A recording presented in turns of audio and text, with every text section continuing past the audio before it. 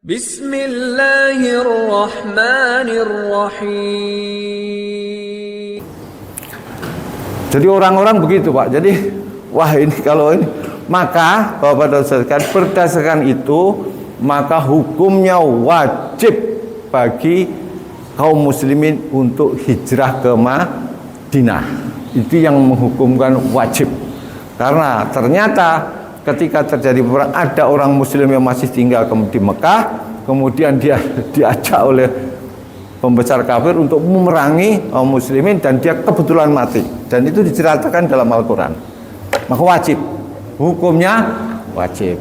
Nah, kemudian Bapak dan Saudara sekalian, itu adalah ketika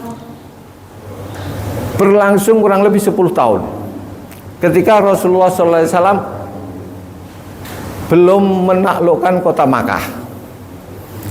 Hijrah itu adalah dari kota Mekah ke kota Madinah di zaman Rasulullah SAW. Waktunya berapa? Kurang lebih 10 tahun. Dan ketika sudah Rasulullah SAW menaklukkan Mekah, Mekah sudah takluk, ya, kemudian ditaklukkan Mekah, ada sahabat yang pengen hijrah. Ya Rasulullah, saya kepingin hijrah kalau gitu juga. Karena sudah, maka Rasulullah mengatakan la hijrata ba'dal fathu. Tidak ada hijrah sesudah Fathul Makkah. Itu hijrah secara fisik.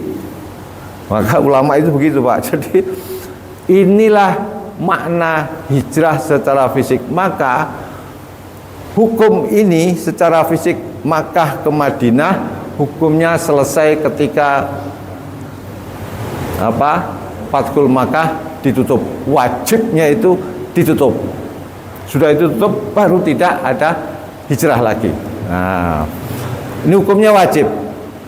Kemudian yang kedua, Bapak dan Saudara sekalian, oleh para ulama juga kontemporer, kalau demikian rugi dong kita, nggak bisa hijrah. Maka dimaknai ada dua.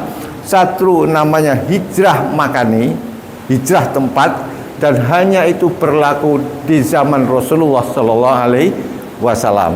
Dan kemudian yang kedua hijrah maknawi. Bapak pernah dengar hijrah dari maksiat ke taat, dari orang kafir menjadi muslim, itu juga dinamakan hijrah. Nah, jadi hijrah kita masih bisa, biasanya enggak ke masjid jadi ke masjid, itu termasuk hijrah. Biasanya enggak talim ikut talim, itu juga hijrah maknawi. Jadi pahalanya masih mengalir. Maka hukum ini kalau dipahamkan dengan bahasan usul atau bahasan itu, ini disebut al-ibrah, pelajaran itu bi umumil lafzi wala bi khusus wala bil khususil asbab. Atau hukum atau pelajaran itu bukan ketika ada kasus khusus, tetapi berdasarkan lafaz yang umum. Kalau tadi hukumnya itu cuman hanya kasusnya terjadi di zaman Nabi, maka nggak ada hijrah, ketutup pahala-pahala yang tadi nggak ada. Tapi ketika ada kaidah bahwa pelajaran bukan karena disebabkan kaidah khusus atau sebab-sebab khusus, tapi berdasarkan lafaz yang umum. Lafaz umumnya apa? Yaitu mangkana hijratu ilallah rasulih fa hijratu ilallah rasul. Hijrah secara umum, bukan hijrah makan saja. Makani tempat. Bukan hijrah makani di zaman Rasulullah, tapi juga hijrah dalam kategori yang lain, dari kafir ke muslim, dari yang enggak aman menjadi aman, yang dari enggak masjid menjadi masjid. Jadi yang kalau sekarang kan jilbab ya, menutup aurat. Aurat itu udah hijrah. Hijrah menutup aurat, pokoknya serba hijrah lah. Maka kita dengar konten-konten sekarang atau populer di kalangan itu adalah hijrah pokoknya ada nih hijrah. Pakai kerudung, kok nggak ada, sudah hijrah. Pokoknya semuanya serba hijrah. Jadi ada artis hijrah, macam-macam lah itu. Karena memang hijrah itu bukan dimaknai secara sebab-sebab yang khusus, tapi dimaknai secara umum. Sampai di sini paham ya akhirnya kita, oh berarti hijrah yang oleh para artis ya, hijrah fest, hijrah apa itu lagi itu, banyak kan itu ya. Itu adalah makna apa? Makna umum. Jadi makna umum. Jadi tapi kasusnya ini terjadi di zaman Rasulullah Shallallahu Alaihi Wasallam. Jadi hukumnya apa? Ya wajib lah, wajib. Jadi jangan mati ketika kita dalam kemaksiatan, jangan mati ketika dalam kekafiran. Pokoknya harus hijrah. Jangan mati baru ke masjid kalau kita sudah berani di depan imam. Nah itu kan kacau. Ke masjid Pak, seumur-umur itu kurang ajar, langsung di depan imam.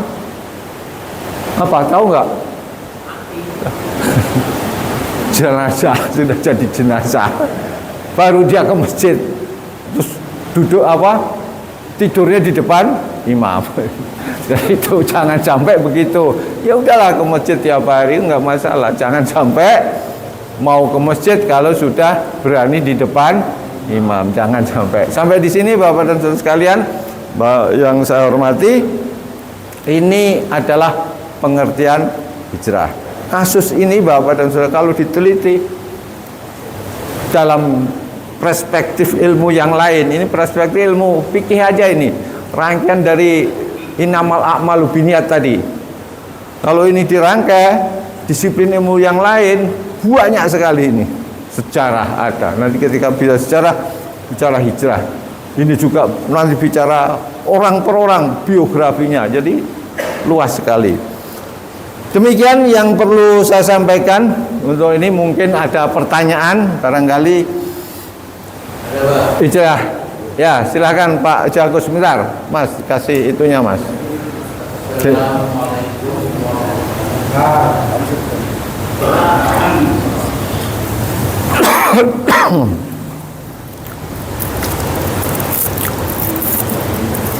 Assalamualaikum warahmatullahi wabarakatuh. Waalaikumsalam.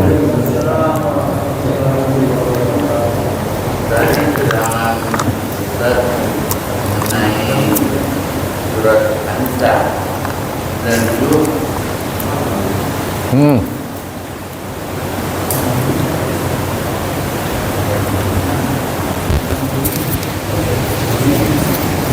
Ya. An-Nisa 97 menjelaskan berhijrah kalau kamu ke tempat yang aman dan bisa mengembangkan ajaran-ajaran daripada Allah, Rasulullah. Nah, tapi di situ memang tidak dijelaskan ada 3 orang Muslim yang ikut di dalam rombongan kafir Quraisy itu memerangi Rasulullah. Ya. Pertanyaan saya, pada waktu berhijrah dari Mekah ke Madinah, kita kan kalau pindah itu lahannya di sana lahan kosong yang tinggal nempatin kontrak atau bagaimana. Nah, kalau dulu kan mungkin enggak ya Pak ya. Kalau sekarang kan seperti itu. Ya. Nah, pertanyaan saya itu apakah memang dulu tinggal pilih aja di mana tinggalnya. Ya. Wassalamualaikum warahmatullahi wabarakatuh. Baik, terima kasih. Yang ada yang lain? Ini ditanyakan, kalau orang hijrah itu di sana sudah ada yang menampung belum? Ada yang menampung apa belum? Wah, ternyata itu. Nah, ini yang tadi saya sampaikan Bapak dan Saudara sekalian, kalau itu yang ditanyakan maka melebar, sayap kita melebar. Bicara tentang muhajirin dan ansor. Nah, ini 2. Muhajirin itu adalah orang yang hijrah, yang menerima itu disebut sahabat ansor. Yang datang dari Mekah ke Madinah itu disebut sahabat muhajirin. yang menerima, yang menolong orang-orang itu disebut sahabat Ansor. Ini digambarkan secara indah Bapak dan Saudara sekalian di dalam surat Al-Hasr. Surat Al-Hasr yang sering juga saya baca dalam lupa ya lagi. Terus kemudian itu menggambarkan tentang kaum muhajirin. Orang muhajirin itu orang-orang miskin yang keluar dari kota Madinah hanya mengharap karunia Allah dan menolong Rasulnya. Nah, dan itulah yang dibenarkan, orang-orang yang paling benar. Terus yang kedua, walladzina yatabawwa'ud dara wal imana min qabli yuhibbuna man hajara ilaihim wa la yajiduna fi sudurihim hajatan mimma utu wa yu'thiruna ala anfusihim ulaika humul muflihun. Inilah yang digambarkan sahabat Ansor. Orang Ansor itu menerima, bahkan apa yang tadi tanyakan, apakah di sana itu enggak gelandang apa enggak? Sahabat Ansor itu bahkan udah menyediakan rumah. Jangankan rumah Pak Agus, istri kalau dibutuhkan diminta, saya punya istri 4. Kalau sampean butuh katanya, akan saya ceraikan dan kemudian saya kasih kamu. Pokoknya itu semua, bahkan di sana disebutkan di dalam Al-Quran disebutkan itu ya, walladzina tabawwa'ud dara wal imana min qabli yuhibbuna man hajara ilaihim wala yajiduna fi sudrim hajatan mimma utu wa yu'thiruna ala anfusihim walau kana bihim khasasah. Bahkan sahabat Ansor itu mau memberikan walaupun dia butuh sekali. Pokoknya kalau demi sahabat yang datang itu saya butuh, saya akan kasihkan. Sahabat Ansor, Pak. Jadi ini digambarkan Rasulullah sallallahu alaihi wasallam oleh Allah Subhanahu wa taala di dalam surat Al-Hasr. Itu disebutkan di sana surat Al-Hasr itu tentang perjuangan sahabat Ansor dan kaum muhajirin bagaimana sehingga Rasulullah SAW ketika dia hijrah maka pertama kali itulah mempersaudarakan sahabat Ansor dengan sahabat muhajirin, dipersaudarakan. Nah ini kalau mau saya nggak hafal nih si A ini saudaraan siapa, itu ada itu di dalam buku tarikh ada. Jadi umpamanya contohnya Abu Waqqas, Sa'ad bin Abu Waqqas itu bisa dipersaudarakan dengan siapa. Tapi ketika diserahkan dia nggak mau diberi makan, tolong tunjukkan mana pasar Madinah. Abdullah Sa'ad bin Abu Waqqas, Abdurrahman bin Auf itu nggak mau, tunjukkan saya mana pasar Madinah. Dan dia pasar Madinah, kemudian dia berdagang, dia akhirnya jadi miliarder. jadi bukan ini, jadi bukan pindah nyari makan, tapi memang orang-orang terpilih lah sahabat itu. Nanti cerita yang ini cerita lain lah. Nanti kalau diceritain begitu nggak selesai. Sampai di sini mungkin ada lagi. Tadi Mas Imam ada mau tanya lagi. Tadi nggak jadi. Siapa yang mau nanya? Al-Hasr. Kalau nggak ayat 6 atau 5, 6 dan 7 itu mungkin ya. Itu coba dilihat nanti surah lil fuqara'il muhajirin alladzina ukhriju min diyarihim wa amwalihim yabtaghuna fadlan minallahi wa ridwana wa yansurunallaha wa rasulahu ulaika humus shadiqun walladzina tabawwa'ud dara wal imana min qablihim yuhibbuna man hajara ilaihim wa la yajiduna fi sudurihim hajatan mimma utu wa yu'thiruna ala anfusihim walau kana bihim khasasah ulaika humul muflihun. Yang muhajirin disebut ulaika humus shadiqun, yang kaum Ansar disebut ulaika humul muflihun. Dua-duanya the best, is the best. Ini luar biasa. Allah menggambarkan dua sahabat muhajirin dan Ansar ini disebut as-shadiqun, dan kemudian yang sahabat Ansar disebut muflihun. Ini luar biasa. Ini hijrah, Pak. Hijrah itu efeknya sampai kemana-mana. Jadi tadi saya ceritakan, nanti di dalam surat An-Nisa ayat 97 nanti coba dicek. Itu terjadi dialog malaikat dengan ruhnya yang mati tadi. Kenapa kamu bisa mati? Kok begini ceritanya? Saya itu dipaksa. Pak malaikat itu bahasanya, Bu. Saya itu dipaksa malaikat sama orang-orang kafir Quraisy untuk ini. Karena saya lemah gitu. Kenapa kamu nggak ikut hijrah? Karena bumi Allah itu luas. Kenapa kamu nggak hijrah? Saya itu dipaksa. Maka tetap saja orang itu dimasukkan neraka. Itu siapa yang punya HP coba dicek. 109 apa? An-Nisa 497. Ada lagi yang ditanyakan? Kalau nggak ditanya, nanti beralih ke nih. Pamangkan itu, ini semua sungguhnya ya. Sebentar. Pamangkana hijratullah wa rasuli fa hijratu ilallah wa rasuli fa mangkana hijratu ila lid dunya yusibuha, itu contoh-contoh aja. Jadi Rasulullah mencontohkan aja. Jadi kalau diuraikan ya nanti contoh-contoh dunia, contoh-contoh hal yang bersifat dunia. Kalau diambil pelajaran Bapak dan Saudara sekalian, kenapa ini sampai keluar ucapan Rasulullah SAW? Karena gara-gara ada sahabat senang pada wanita, maka godaan terbesar, wah ini akhirnya yang diambil oleh para ulama itu, godaan terbesar bagi laki-laki, pokoknya nggak sahabat, nggak kiai, nggak ustadz, nggak berjuga apa, itu adalah wanita.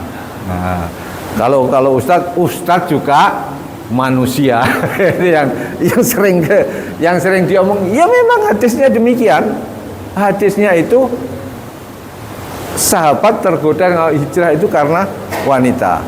Padahal Bapak dan Saudara sekalian, kalau melihat contoh yang orang-orang hijrah itu luar biasa. Contoh yang kemarin saya sampaikan adalah sahabat namanya siapa, orang Romawi itu namanya siapa, Pak Dodo tahu nggak? Orang Suhaib Ar-Rumi.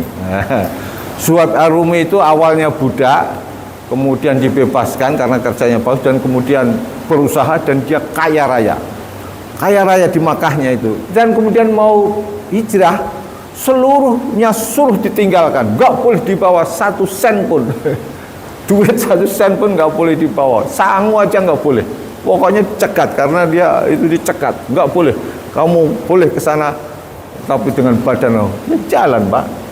Suhaib Ar-Rumi itu jalan sampai sini. Nah, ada yang model begitu, sahabat itu ada yang model semodel itu. Ada yang tadi keras, ada yang macam-macam lah gitu. Tapi juga ada yang tadi mau ke sana tapi gara-gara ngejar wanita. Nah, oleh para ulama, Bapak dan Saudara sekalian, dunia bagi laki-laki bisa dicari, tapi ketika wanita sudah tergoda wanita, hancur lebur berantakan. Hancur lebur berantakan. Tahu nggak perang dunia kedua? Perang dunia pertama itu juga gara-gara wanita. Jadi salah satu apa itu yang di Sarajevo, itu ada wanita cantik orang Sarajevo Bosnia. Ketika itu kemudian terbunuh karena apa? Akhirnya perang nggak tanggung-tanggung, perang dunia pertama. Dunia pertama itu gara-gara banyaklah. Ini menjadi pelajaran bagi kita. Maka kalau bapak-bapak dalam kehidupan nyata, kehidupan kita bahagia ya, nah, itu jangan dicerca lah. Gara-gara goda wanita tadi saya sudah demikian. Maka kita harus berani hijrah tadi ini. Wanita itu godaan terbesar bagi laki-laki, itu diambil dari hikmah. Ini saya baca di dalam syarahnya siapa? Utsaimin, siapa namanya itu? Siapa itu yang orang ini, orang Salafi. Itu nggak tahu karena nah itu betul nggak Pak Agus kira-kira? Iya, ada pertanyaan apa tadi? Sudah, silakan Mas. Itu Pak, Mas. Bentar lagi soalnya.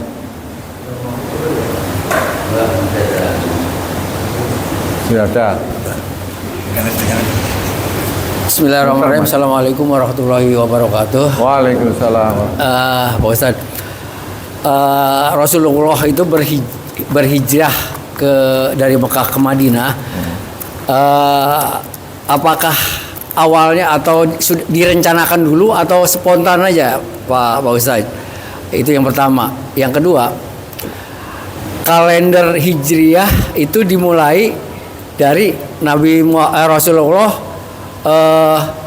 hijrah dari Mekah ke Madinah. Ya. Itu sebelum beliau hijrah itu menggunakan kalender apa Pak Ustaz ya? Ya. Itu saja barangkali. Terima kasih. Assalamualaikum warahmatullahi wabarakatuh. Baik Bapak dan Saudara sekalian yang rahmat Allah Subhanahu wa taala, pertanyaannya pertama bahwasanya apakah hijrah itu direncanakan? Ya. Strateginya itu luar biasa Rasulullah sallallahu alaihi wasallam itu. Pertama strateginya supaya ini dihindarkan yang orang-orang disuruh hijrah ke Abyssinia yang kemarin saya tanya, ke Ethiopia itu. Sana nyebrang laut ke Afrika, nah, pertama pindah sana. Ternyata di sini sudah ada kondusif katanya, udah pulanglah balik lagi ke Mekah yang di Afrika itu, yang di Abyssinia. Balik kondusif. Ternyata enggak, ternyata lebih diterdolimi. Oh, lebih ini.